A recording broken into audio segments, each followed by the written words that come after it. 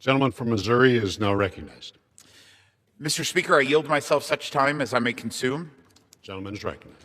Thank you, Mr. Speaker. I rise today in support of H.R. 2189, which includes the Innovate Less Lethal to De-escalate Tax Modernization Act, led by Congressman David Schweiker. This legislation shines a bright light on how our laws actually work in the real world, where outdated policy can get in the way of safer outcomes. At the end of the day, this is about encouraging tools that help de-escalate conflict and reduce the chances of serious injury or loss of life. Across the country, law enforcement officers are asked to resolve dangerous situations every day with the least harm possible. Less than lethal devices like tasers and similar technologies exist for that exact purpose.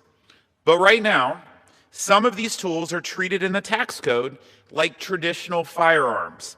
That means they can face extra taxes and regulatory burdens that were never designed with such tools in mind. The result is higher cost, more red tape, and slower adoption of technology that can actually make encounters safer for both officers and civilians. This bill fixes that mismatch. It makes clear that less than lethal weapons, such as tasers, should not be taxed like firearms. It gives clarity to manufacturers, certainty to regulators, and ultimately better access to life-saving tools for law enforcement and the communities that they serve. I want to thank Representative Schweikert for his incredible leadership on this bill that keeps our laws and pace with real-world solutions that reduce harm and protects our communities. I reserve the balance of my time. Gentleman reserves. Gentleman from California, Mr. Thompson, is recognized. Thank you, Mr. Speaker. I yield myself as much time as I may consume. Gentleman is recognized. Mr. Speaker, I rise in opposition to this bill, the H.R. 2189, the Taser bill. And I just want to mention that the bill doesn't mention tasers anywhere in the bill other than in the title. I'm a supporter of innovation, I'm a supporter of de-escalation, and I'm a supporter of tasers. My son's a deputy sheriff. I support giving him and all law enforcement every tool needed to keep them and the people they serve safe. But let me be clear, this bill does nothing to help law enforcement access tasers. The fact is, this bill recklessly and needlessly weakens both the National Firearms Act and the Gun Control Act. Under current law, tasers are not regulated by the National Firearms Act. That's the law that regulates especially dangerous devices like machine guns and sawed-off shotguns. Under current law, law enforcement in their official capacity is not subject to the background check requirement in the Gun Control Act. That's the law that prevents felons and domestic abusers from buying weapons.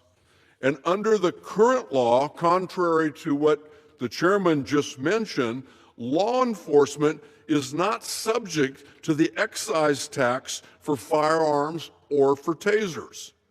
Instead of helping law enforcement access tasers, this bill weakens the law which regulates machine guns and opens the door to another flood of unregulated, deadly ghost guns in our community.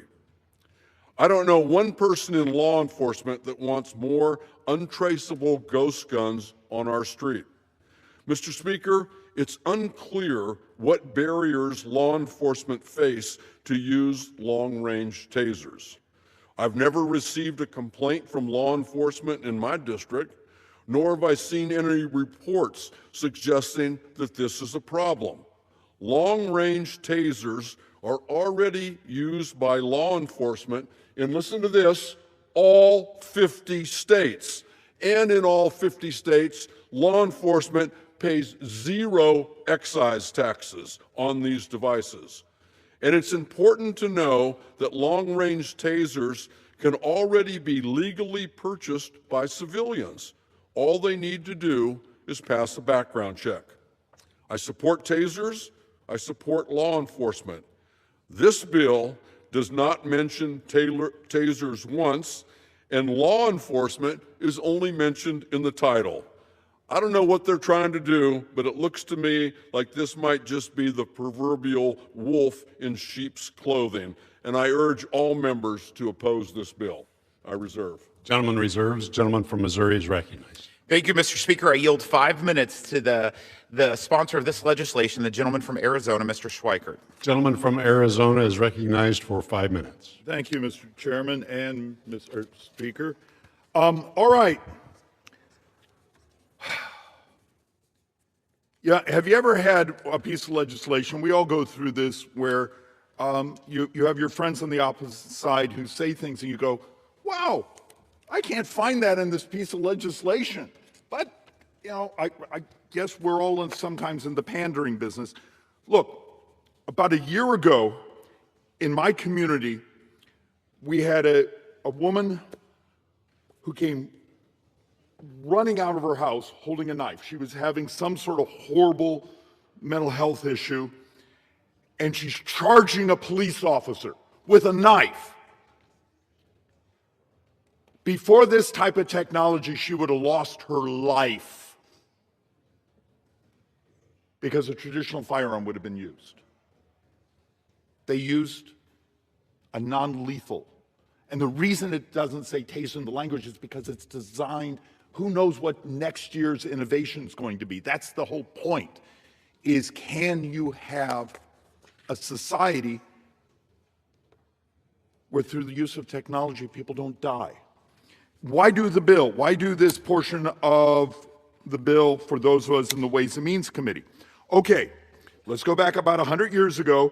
Excise tax. You have an 11% on the cartridge. You have 10% on the unit itself.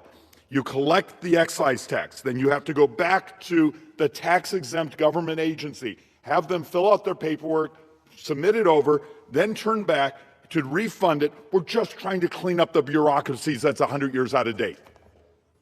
It's not that hard. Make up your mind.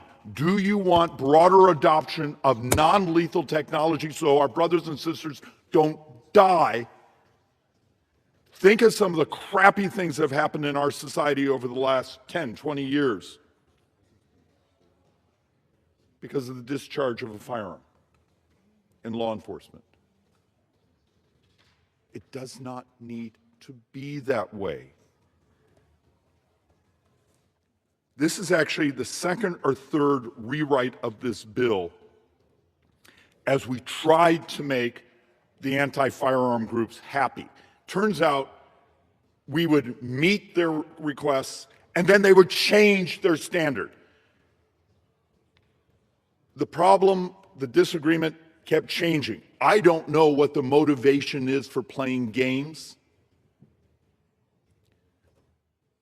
But we bring this to the floor with honest hearts.